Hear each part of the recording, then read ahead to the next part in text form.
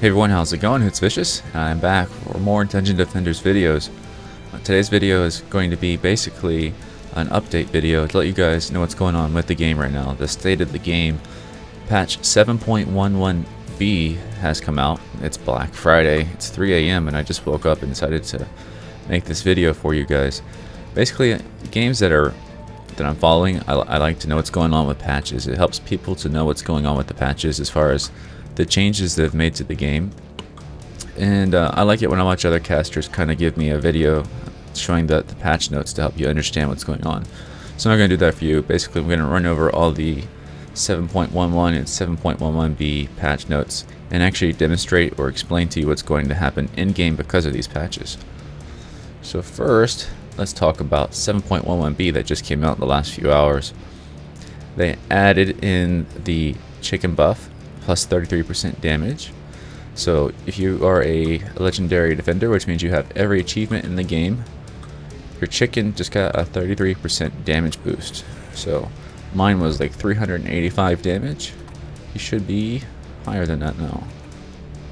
Yep, it is totally actually less. Wow, I wonder if they screwed that one up. He was at 385, now it's at 379.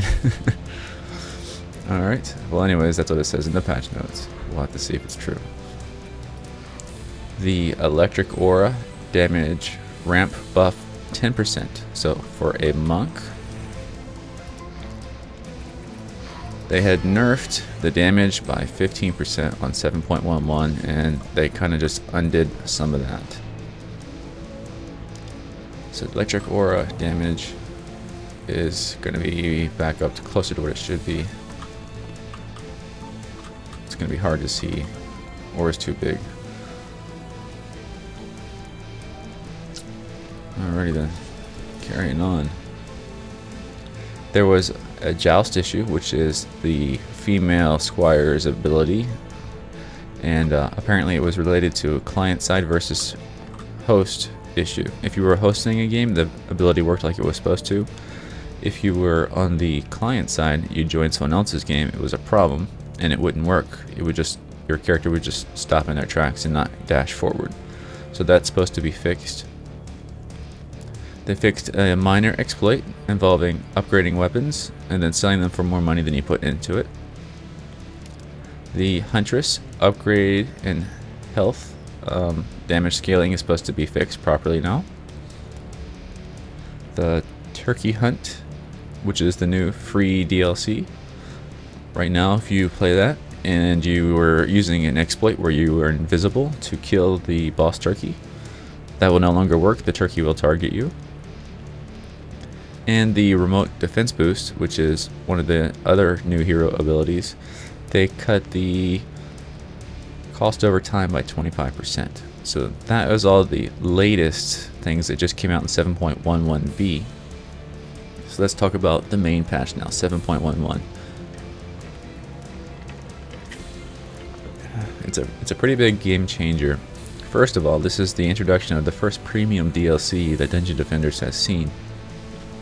You've got the 4 new heroes, the Adept, the Countress, the Initiate, and the Ranger. These are the gender swapped classes for the 4 main heroes. So you have a female squire, a female monk, a female apprentice, and a male huntress. So those 4 new heroes, you have to pay for that DLC to unlock them. They carry the exact same towers as the original heroes, however they have new hero abilities and slightly different hero stats. For instance, the female squire has a faster run speed than the male squire, or the male huntress does more auto attack DPS than the huntress. So there are a few minor variances. The other premium DLC, which is the Warping Core Challenge Pack, basically takes all the old maps and now gives you a Warping Core Challenge version of it. So you have to complete the stage with the core warping randomly around. Fun, I don't know, we'll see. But you do get some unique rewards for it. You get some, you get an armor set and some fairies and some other stuff if you complete these challenges. some people are not really happy right now with the reward you're getting for this DLC because of the random item generation. So many people are getting armor pieces with only one upgrade on them, so you know, it's up to you if you want to support the company and get the premium DLC. The hero cap has been increased to 16, so you know when you go to swap your heroes and you have, if you have more than 4, I went to the item box. If you have more than 4, you'll have this arrow to go over to page 2. Well, now you can have 2 more additional pages, so up to 16 heroes, and that's so that you can obviously have room for the new gender heroes and not have to delete your old ones. In the PvP, to capture the flag map, hold the flag, they added a new map called CTF map that is like a 2-flag traditional capture the flag gameplay, and they changed the old one to just be called hold the flag. So there's a second map now. One is going to be more like capture the flag versus the old one, which was more like hold the flag. So that was that change. Okay, the apprentice class, the magic staff knockback max damage multiplier was changed to 1.8 instead of 1.5 to match the standard attack. And what that means, your attack damage that you used to get from shooting your weapon is now going to be the same as the damage you get for doing your blast back ability. So no longer is that going to be weaker, it'll be the same.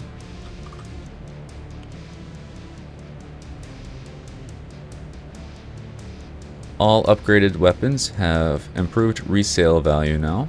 So if you're spending money on upgrading weapons and later on you have to vendor them because they just are no longer useful for you, you'll get more of your money back out of it. Super loot has been added to insane challenges, and what that means is if you're doing insane challenges, you'll find good loot dropping during the challenge, and you possibly can find good loot after the challenge at the vendor. It's not really happening the way it's supposed to.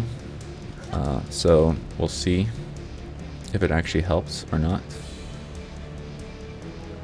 So far, the people who have been playing have not reported very much success in finding anything other than in survival. Shops get restocked every 5 waves of survival, pure strategy, and mixed mode that you play, with the latest and greatest stuff, meaning every 5 waves, every time you hit a milestone and you make it to the 5th wave, 10th wave, 15th wave, 20th wave, or the 25th wave of survival, when you come back to your tavern, you'll have items in the shop that you can purchase that'll get better as you go further. Super loot has been re-added to pure strategy and the shop at their own scaling rates. So again, keep that in mind. Means basically pure strategy you can get good items, in the shop you can find good items.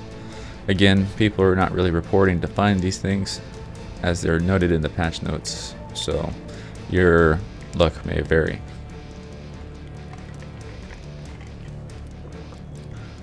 The Monk Electric Aura now costs 5 defense units instead of 4. This is probably one of the hugest changes right now. I think I have 100 messages on the tutorial videos I've already produced. Now that the Monk Aura changed to 4 defense units, how do I do this build? Because it just went to 4 like 2 patches ago. And now it's gone up to 5. So that's going to affect so many different builds. So how are we going to handle this? We're going to have to see. I'm actually going to be making a whole new series of tutorials for every single map, just because there's so much new. We haven't even gone through all the patch notes yet. There's some more really important stuff coming up. So just note that, you know, the 5DU change is going to make it a lot of builds have to change.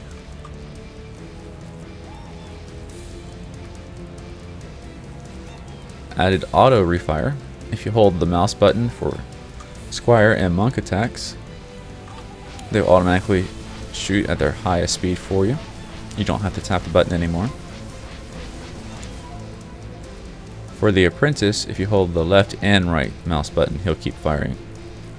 So That way, you know, he can charge. If you wanted to not charge, hold both mouse buttons is how you do it with the Apprentice. So that's going to make a lot of people very happy. So many people were really upset about the amount of effort it took to tap the buttons.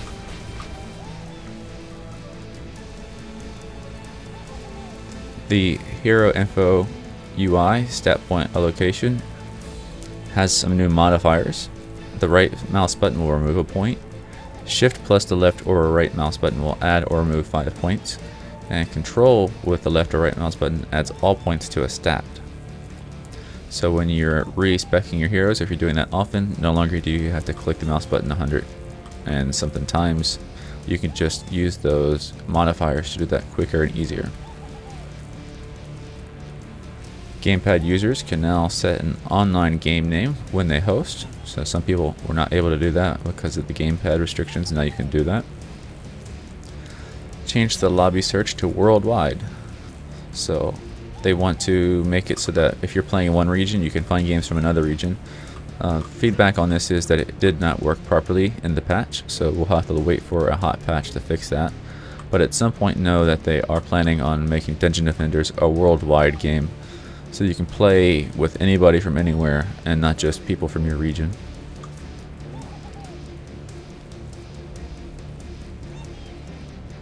They fixed a few more of the VAC failures that were causing people not to join games. And here is another one of the really big changes.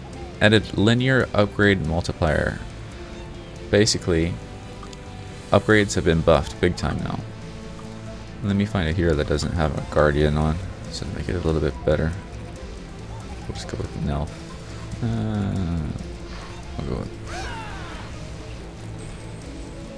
I guess 100's Guardian, not over. Okay.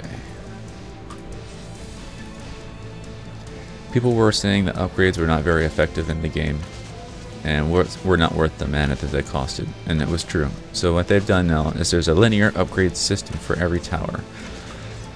When you upgrade something, every upgrade is going to give a 10% boost to attack and a 20% boost to HP.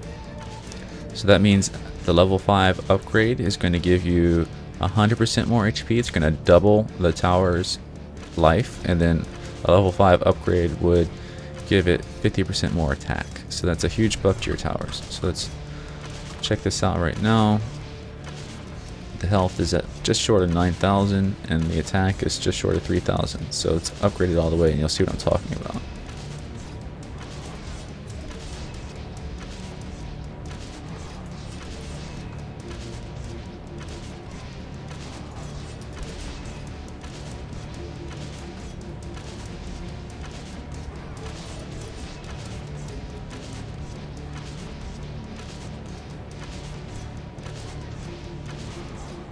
Now, before a level 5 upgrade like this would have made very small differences, but now you can see I have almost 19,000 attack, or 19,000 health, and almost 6,000 attack on there. It's a significant increase. So upgrading towers is now very important, guys. So 7.11, make sure that you're no longer just using upgrading towers as a way to heal them, but now you're actually getting a benefit out of it. So make sure you do it. Next up on the list of changes, let's see, they fixed an issue with the gamepad left trigger not activating the invest all button, so that's just a small thing. The Ogre Poison Ball no longer damages Eternia crystals. This was basically a survival mode fix. It also could help people going for the perfect achievement where you take no crystal damage. Basically, if a Ogre threw his Poison Ball at one of your defenses near your crystal, the crystal would take damage and it would ruin your perfect score. Or in survival mode, it could destroy your crystal. So that's why they made that change. Moved the loot tables to scale several waves earlier. So better loot earlier on. They said they did that, and I guess it showed up a little bit, but it was still nowhere close to 7.10. Limited enemy projectile flight distance to 3,000 units to avoid long flight straight arrows causing game loss. This was mostly a survival mode thing again. You're running by an archer, and the archer shoots an arrow at you and it misses you and it flies across the entire stage and hits your crystal and destroys your game. That's not going to happen anymore. However, 3,000 units is still pretty far for small maps like Alchemy, Laboratory, and Deeper Well. So, you know, while it's been patched to assist you, it doesn't mean that you're not going to lose if you're not careful. The mix mode for survival mode has been buffed 20% for the loot ramp, which means if you play mix mode, it is harder, but you get rewarded with it pretty greatly with better loot rewards. Here is another really big one. Active, as in non-retired heroes, boost the damage output of towers they specifically summoned by 33%. See how my Squire's icon is showing up on this tower? It's boosting the damage by 33%. So this 5,658 damage that I'm doing right now is 33% of that is due to having my Squire out. If I swap to a different hero, you're going to find that the damage has gone down. Now it only does 4,254. So the reason for this is to kind of give players more incentive to use their builder hero in the combat phase and not always just switch out to their highest DPS hero. It also, some people say, gives you a lot more reason to play a hybrid build instead of being all in on towers or all in on hero specs. If you have one that's good in both, you can leave your towers out and get that 33% boost and still do decent hero DPS. So this is another really big game changer in my opinion, because it does open up a lot of new avenues for thought and strategy for dungeon defenders. So keep in mind that that requires your hero that you summoned your towers with to be out, and you can switch out and then switch back and the buff will still be applied. So it's not like you have to build them and then never switch your hero out. Alright, we're almost done here. This is taking longer than I thought it would. The Monk's defense boost ability, heal amount, has been ramped up by about 15%, so the tower boost ability with your Monk will now heal your towers better. Remove the Dark Elf Warriors, aka the Ninjas, 3-second spawn immunity. If you didn't know it, ninjas were immune to damage for 3 seconds after they spawned. And that sucks on some stages because you get ganked by 15 ninjas in your face and you can't hurt them. Well, that's not going to happen anymore. They are now no longer invulnerable when they spawn. Skeletons will no longer target your Eternia crystals. This was another survival mode fix. Too many people were dying on wave 15 or 20 in survival mode just because a summoner would somehow manage to get a skeleton summoned on the other side of your defenses, on the other side of the wall, and then they would immediately beeline for your crystal and kill you and you would lose the game. So to fix that problem, skeletons will no longer hit your crystals, so you don't have to worry about that anymore. And the last note, the last one, any hero XP earned is now automatically applied as an investment to your equipped pet at a 50% conversion rate. So basically, when you look at your experience bar, 3,700,000, 3.7 million. As you're earning experience, half of that is going to get put into your pet so that you can upgrade your pet without spending mana. I think they did this mostly for people who were complaining about the chicken costing way too much to upgrade. It gives you an alternative way to upgrade your chicken without spending money on it. But they might have just done it for a new mechanic in the game, because honestly, let's think about this for a second. If we go to the experience bar, 3.7 million to get to level 70. People were complaining about the chicken pet because it costs like 400 million to upgrade all the way. And you're only applying this at a 50% conversion ratio. That means you would need to get 800 million experience points to level up your chicken all the way. And if it only takes 3.7 to get to level 70, I'm not able to do that math off the top of my head, but that's like, 40 plus level 70 characters you'd have to level up just to get your chicken upgraded, So I don't think it's really nearly as effective as it was meant to be if they meant this to be an alternative way to upgrade the chicken. But for your other pets that usually take 1 or 2 million to upgrade to the highest levels, upgrade in the highest levels, then yeah, it'll work. You don't have to spend your mana, you can use your experience, but I would still spend my mana on it anyways because it's so cheap. Why would I want to gimp myself and not have my pet fully upgraded when I can earn 2 million mana in like 10 minutes in game, you know? So a lot of people very excited about that change, but me personally, I don't see it being that big of a deal or very useful. So guys, I'm gonna go ahead and say John A, because we got all the patch notes done with. Just note that I am going to be working on a whole bunch of new tutorials now. There's the new turkey hunt map. I'm going to make a strategy video for that. All the old existing tutorials I'm going to be redoing because the changes to the defensive unit costs and the change to the tower upgrades. So, you know, all these changes are going to kind of vary my strategies a little bit. So just go ahead and make sure you sub up to the channel if you want to catch those new videos, and just keep in touch with me. I'm always open for suggestions on what content I should come up with next. That'd be great to know. That way I can prioritize the order to release the videos. And as always, thank you for watching, guys, and thank you for your support.